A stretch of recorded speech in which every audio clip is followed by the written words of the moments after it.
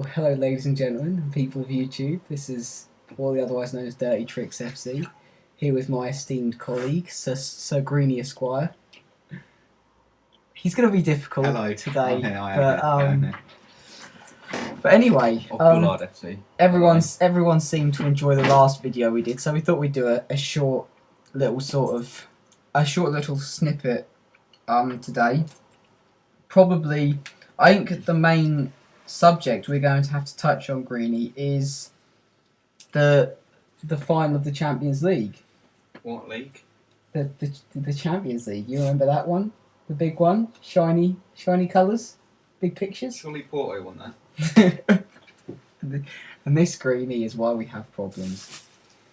Anyway. Yeah. But anyway, someone did ask me in a comment to just stick a Barcelona team together, so I thought I'd do that just in the background.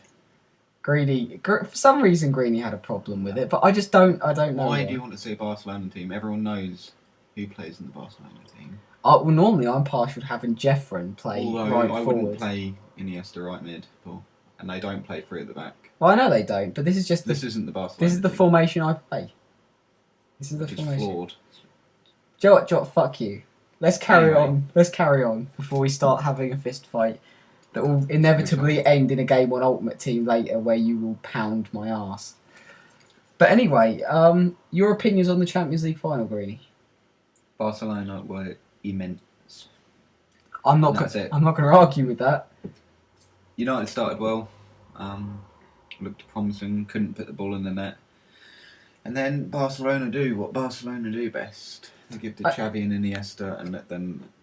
I think the main thing I've found watching them is that when playing against Barcelona, they'll give you majority of the possession, maybe in the first 20 minutes. But if you can't score in those first 20 minutes, they'll just go to town on you afterwards. I wouldn't say that's true. I think they like to hold possession for the full game. Obviously, they don't go out first 20 minutes giving them a chance. Well, no, of course, but if you do manage to get what I felt was that United came out the blocks very fast and they couldn't keep the fitness levels at optimum level. True. For long enough. Park ran his heart out, bless him, but they lacked a bit of quality.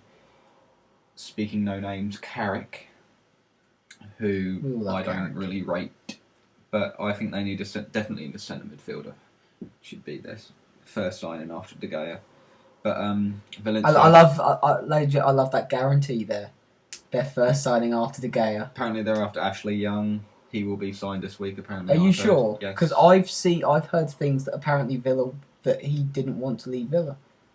What Villa, who had a very poor season, brought it back at the end, but had a poor season.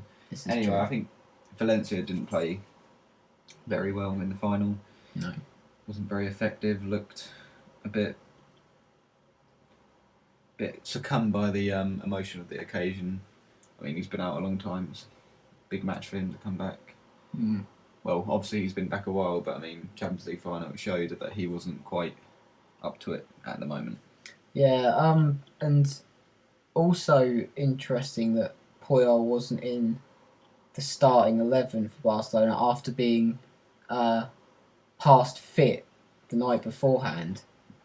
No, there's one thing you don't want to do in the Champions League final is risk having to make a substitute when you don't need to.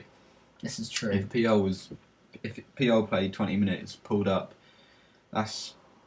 if Barcelona were losing 1-0 in that game and they've used 2 substitutes, that's 1 substitute less that they could have used to effectively change the game. Exactly. Because you'd bring on probably Afellay, Bojan, and then you want to bring on another person, but you brought on Maxwell, weren't you? So. But Maxwell was ridiculous. His long hair of justice. Next question. No, I don't consider this a question and answer session, more a conversation. Okay. Clearly you've misunderstood the concept of this. I just want to play football. We know you do, Greeny. That's all you ever want to do. Surprised you find time to eat and sleep. Oh, I find time to do. We know. But anyway, your man of the match, I'm going through. I've had this discussion with quite a few people at work today, Yeah. and most people do give the same answer. I'm just intrigued to see what yours was. Well, I'm taking it their choice was Messi. No, it wasn't. Who? Pedro. A lot of people genuinely pitch Pedro as their man of the match, and I think he had a cracking game. For someone, I think they all played well. They did all play well, but I don't think Pedro doesn't have the. If you consider the rest of the Barcelona team, Pedro maybe doesn't have that background behind him to be expected to play. Oh, that shouldn't be a factor in this. If I played in the Champions League final and no one knew me, but I was the best player on that day, I should be given the man of the match. It doesn't matter who you are. If you're the best player, you should be given man of the match. Exactly.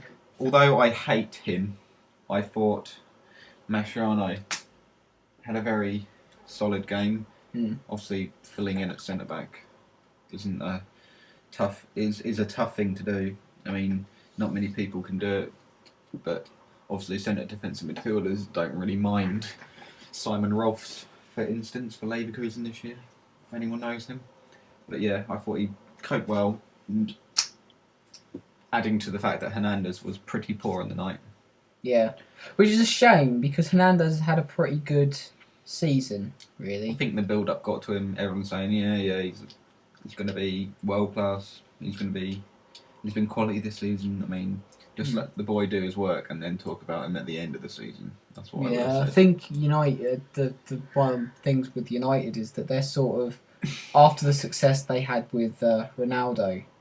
Nearly a lot of people when they bring in youth players, they pitch them. They're saying they're going to be world class and things like that. But he was dubbed the next Ole Gunnar Solskjaer, but I think that's. We know no one can live up to I don't think that's fair on Solskjaer or Hernandez. I mean, Solskjaer's got his own name, super sub, score goals for fun, very, very nice technical striker, movement. It's not fair on him for a new kid to come in and then him instantly being dubbed the next Ole Gunnar Solskjaer. Well, they said that with Makeda, didn't they? That he was going to be the next Ronaldo. Yeah, but then he went to. Where did he go? Was it Pauly?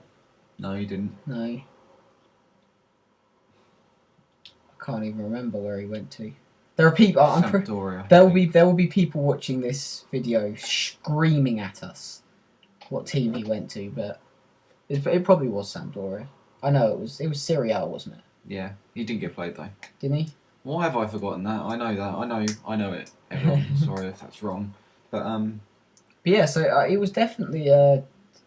I've watched more disappointing finals. I think. Yeah, it was very open, but that's something that I thought it was going to be. Definitely going to be an open game, knocking 7 shades of shit out of each other for the first half an hour. Yeah. Obviously, Barcelona having the first blow. But yeah, true. Open. I think the Ronaldo goal, the Rooney goal, was quite good. I went mental. I can imagine. Another thing I'm going to point out and ask you is, what was it like to watch it in 3D? It's very good. Was it very good? My first Champions League final in 3D, and it was crazy. It was absolutely crazy. My uncle asked me if I wanted to go watch it with him, but unfortunately I didn't have $2,000 going spare at the time. But needs must as the devil right. But no, it was definitely a good final. One of those finals that was very nice to have like some mates around and watch it. Yeah, watch it with family. There's a lot of anticipation, and I'm glad it didn't really disappoint. No. Often games go amiss. And it's also nice to have a final. I like having finals of the Champions League with teams that come from different leagues. Like, I think it would be quite disappointing when you do have like a Manchester United-Chelsea final, because you've watched those teams play. But everyone remembers the Moscow final. The Moscow. Oh dear, I still remember the Liverpool AC Milan final. But I can imagine you hate that, considering you hate Liverpool. Cheated out of that.